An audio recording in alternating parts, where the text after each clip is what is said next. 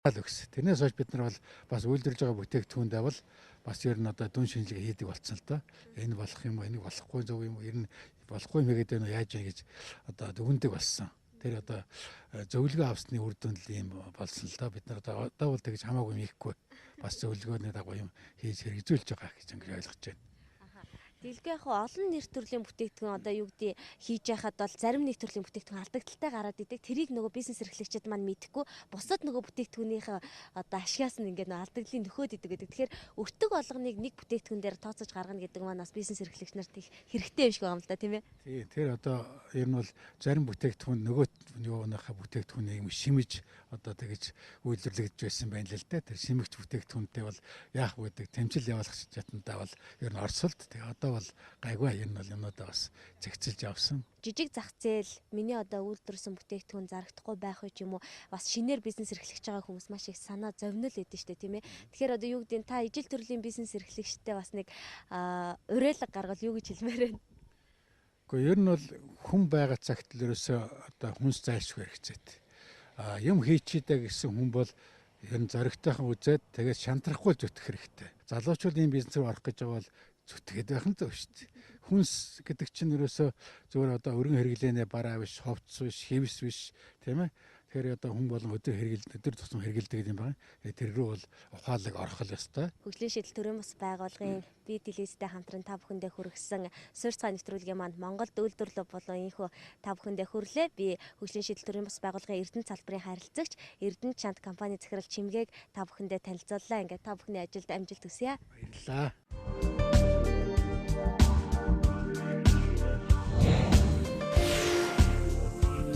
Бизнесийн амжилтын дүүхийг хөгжлийн шийдэл хамт бичэлцэн. Та бүхэндээ хүргэж байгаа суурь цай нэвтрүүлэг маань үргэлжилж байна. Танд хүргэж байгаа Монголд үйлдвэрлэл болон харилцагч Инх Хотгонтой таныг олзолж байна. За сайн байна. Энэ өдрийн мэндийг хүргэе. За баярлалаа. Та бүхэн ч гэсэн өдрийн мэндийг хүргье. За тэгэхээр манай харилцагч Инх Хотгон маань сэлбэр за тэр дундаа яг мэрэгжлийн морин хуурыг уралдаг юм урлаач хүн байгаа. Тэгээ та бүхэн ч гэсэн битэрийн ярьслахын ардын морин хуур байгааг хараад ойлгосон бах гэж бодож байна. Тэгээд хоёулаа яриагаа хизэнээс морин хуур урлах болсон талаар эхлэе. 1998 оноос одоо ингээ морин хуур хийж эхэлсэн. Тэгээд тэр үедээ бол яг бэлэг дурсгалын зорилтоор анх хийж байсан. Тэгээ одоо тэрнээс хойш одоо 13 4 жил болж штэ. 13-4 жилийн хугацаанд бол одоо мэрэгжлийн морин хуур урлаач гэдэг бүр цолтой болж байгаа шүү дээ тийм ээ. Тэгсэн энэ жил одоо бид нэр манай Монгол улсын мэрэгжлийн морин хуур урлаачтай холбоо гэж байгуулагдаж албан ёсоор мэрэгжлийн урлаачтай энэ 2 сарын 9-нд холбоогоо байгуулсан. Тэгээд энэ мэрэгжлийн урлаачтай албан ёсоор ингээ үнэлэгчүүлсэн. Тэгээд эндээс одоо албан ёсны мэрэгжлийн урлаачийн одоо гишүүнчлийн өмнөх авсан. Тэгэхээр Инх Хотгон ах маань хөгжлийн шийдэл төрийн бас байгууллагыг өмнө нь гэр санаачлал төсөл хэрэгжүүлж явах үеэс хамтран ажиллаж байсан. Тэгээд Монголд хамгийн бас өндөр тооцогдох морин хуурыг бас хийж тухайн үед одоо манай мэдээллийг одоо олон түмэнтэй манайхаар дамжуулаад мэдээлэл хүрж исэн байгаа. Тэгээд энэ маань бол одоо музейд байгаа тийм ээ Эрдэнэ хотын маань.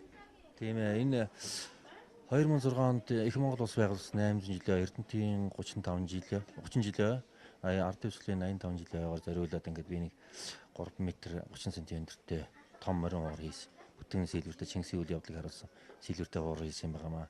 Тэгээ энэ хуурыг хийхэд одоо мэдээж санхүүгийн өндөрлөд гарч ирсэн тэр тухайн үед ингээд гэр санаачлах гэж байхад гэр санаачлахаас кафен зээл гэж авч тухайн үед тэр хуураа санхүүжүүлж босгож хийж ирсэн. Тэрийг яг нөө өөрийнхөө сайн дурын үндсэн дээр хийж ирсэн болохоор одоо ингээ бэлэн карманда мөнгө гусуучин тэгэл тэр карма боломжгүй байсан. Тэгэл одоо тэр утгаараа тэндээс ингээд гэр санаачлахаас дэмжлэг авч хийж тэр хуураа тусгачихсан.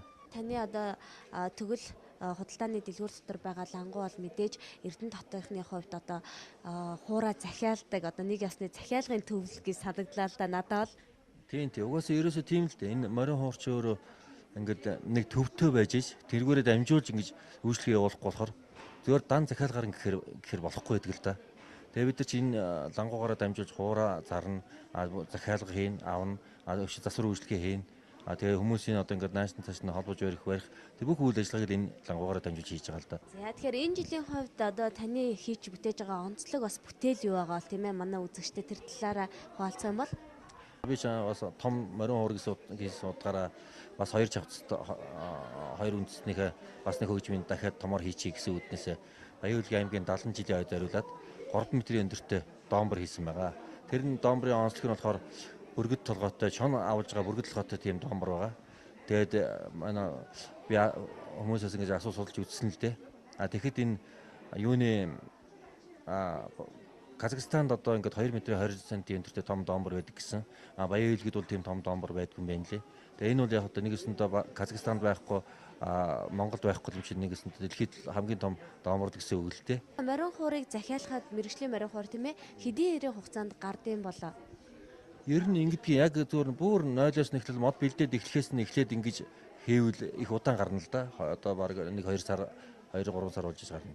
Зөвхөн бид нар ч нэг яагаад хурдан гаргадаггүй гэхээр бэлгэцүүдээ бэлдсэн байдаг.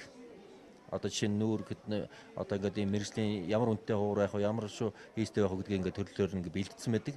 Тэгээд нөт хүмүүний захиалангууд нь тэрийгээ ингээд огсраад ингээд гаргадаг болохоор арай хурдан гардаг л да. Нэг 20-оос 30 хоногт гарчдаг. Миний яг хуурны нэг онцлог би өөрөө хуураа мөргүү хийдэг. Мөргүү гэхээр ч одоо 4 жилийн юм царыг л одоо дээд булангийн л тий одоо ингэ булангийн ийм энэ нь бол ямар ашиг холбогдолтой юм гэхээр нөө хуураа ингэ татхад хоёр мөрөнд нь ингэж хуур нь илэгчдэг байхгүй юу?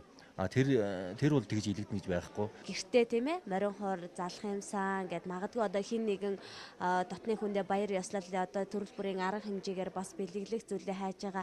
За мөн дээрэс нь хүүхдээ ч юм уу морин хуурын дугууланд явуулах гад мэрэгжлийн морин хуур хайж байгаа үзэгчид байх юм бол одоо манай Эрдэнэ салбарын харилцагч Инх Хотгон маань одоо ийм морин хуур хийдэм байна гэд та бүхэн одоо бидэнтэй холбогдсоноор энэ морин хуурын талаар дэлгэрэнгүй мэдээлэл авч олно. Тэгээд таны одоо энэ урлагт оруулж байгаа их хүйсэд амжилт төсөе. Тэгээд бүгдээрээ нөгөө 5 м гарын өндөртэй тэр морин хорыг бий болохоор эргээ дахиад уулзъя.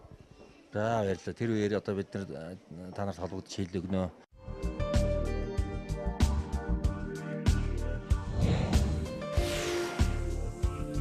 Бизнесийн амжилтын дүүхийг хөгжлийн шийдэл хамт бичэлцэн. За сайн байцгаана уу. Та бүхэнд нэгэн шинэ үйлчлэгийг танилцуулъя. За энэ маань гишүүнчлийн үйлчлэгээ байгаа. За бид бүхэн 2002 оноос эхлэн бизнесийг дэмжих үйл ажиллагаа явуулж ирсэн. За үүнийхээ хүрээнд бид нар судалгаа хийгээд энэ үйлчлэгийг гаргаж ирсэн байгаа. За энэ үйлчлэгэнд маань элсхийн тулд яах вэ гэхээр 3 төрлөөс бүрдсэн байгаа. За эхний нэгдүгээрт нь болохоор үндсэн гишүүн, хоёр дахь нь болохоор эрхэм гишүүн, гурав дахь нь хүндэт гишүүн гэсэн байгаа. За үндсэн гишүүн маань болохоор ямар давуу талтай юм бэ гэхээр зөвхөн өөрийгөө болон хувь хүн хөгжих талаас нь бид нэр үйлчлэгээ үзүүлэх юм байгаа. Хүндэт гишүүн маань болохоор ажилчдаа хөгжүүлэх талаасаа бид нараас үйлчлэгээ авна. Эрхэм гишүүн маань болохоор байгууллага хөгжүүлэх талаасаа бид нараас үйлчлэгээ авч явах юм байнамаа.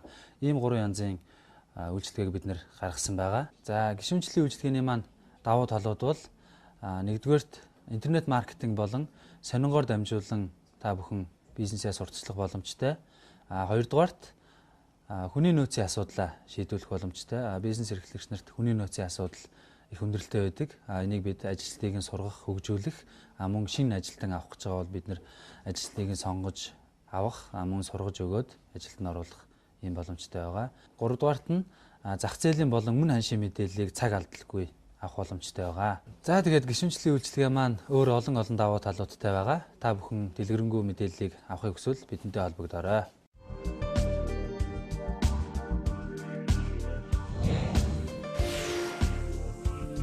Бизнесийн амжилтын дүүхийг хөгжлийн шийдэл хамт бичэлцэн. За тэгэхээр үзэгч та бүхэндээ хүргэсэн хөгжлийн шийдэл төрийн бас байгууллагын бэлтгэсэн сар сан нэвтрүүлгийн маань энэ удаагийн дугаар үгээр өндөрлөж байна. Тэгэхээр хөгжлийн шийдэл төрийн бас байгууллага Америкийн нэгдсэн улсын хөдөө аж ахуйн яамны санхүүжилтээр Монголын хөдөө аж ахуйн бизнесийг дэмжих хөтөлбөр хэрэгжүүлдэг. Бид 11 салбараар үйл ажиллагаагаа та бүхэндээ хүргэдэг байгаа. Энэ удаа би Эрдэнэ салбарын харилцагчдыг тантай танилцууллаа. Мэдээж эдгээр харилцагч нараас асууж лавлах зүйл гарсан бол мөн хөгжлийн шийдэл төрийн бас байгууллагатай холбогдохыг хүсэж байл та бүхэн доорх утас хаягаар бидэнтэй холбогдоорой. Хөгжлийн шийдэл төрийн бас байгууллага бизнес эрхлэгч та бүхний бизнесийн амжилтын түүхийг хамтдаа бичлцэхдээ баяртай байх болно. Ингээд дараагийн нэвтрүүлгээр уулзлаа. Түр баяртай.